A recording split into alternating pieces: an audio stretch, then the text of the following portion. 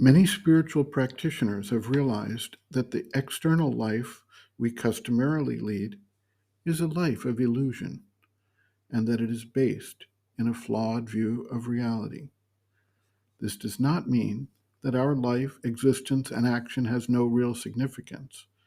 Rather, that the way we define our lives, based on the external focus of the body life mind complex, is simply inaccurate and leads us to draw incomplete and inaccurate conclusions.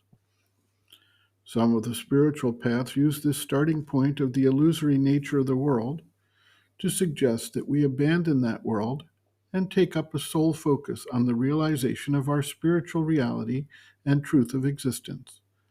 They, in effect, ask those who heed the call of the Spirit to deny the outer life's demands, minimize their needs, and spend time in focus on that deeper truth and reality of our existence. Other spiritual paths, however, recognize that the spirit is not divorced from the external world of matter, life, and mind, and that we must therefore find a way to integrate our spiritual purpose with our external lives. This is only possible because there is oneness that, while hidden in the background during the development and growth of the material, vital, and mental principles of the manifestation, still remains a reality.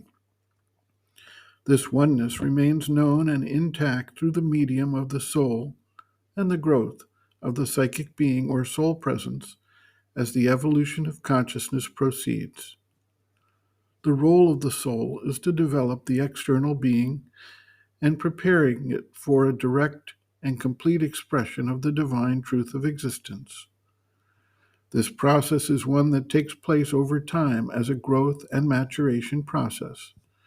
And as the body life mind complex becomes ready to express the light, power, and ananda of the divine, the soul also continues to gain in maturity, power of action, and ability to express its focus through those instruments of the outer nature.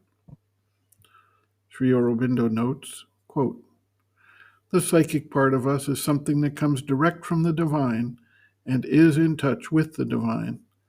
In its origin, it is the nucleus pregnant with divine possibilities that supports this lower triple manifestation of mind, life, and body. There is this divine element in all living beings, but it stands hidden behind the ordinary consciousness, is not at first developed, and, even when developed, is not always or often in the front. It expresses itself, so far as the imperfection of the instruments allows, by their means and under their limitations. It grows in the consciousness by Godward experience, gaining strength every time there is a higher movement in us. And finally, by the accumulation of these deeper and higher movements, there is developed a psychic individuality, that which we usually call the psychic being. It is always this psychic being that is the real, though often the secret cause of man's turning to the spiritual life and his greatest help in it. It is therefore that which we have to bring from behind to the front in the yoga." End quote. Reference, Sri Aurobindo and the Mother, The Hidden Forces of Life, Chapter 2, Hidden Forces Within, pages 49 to 50.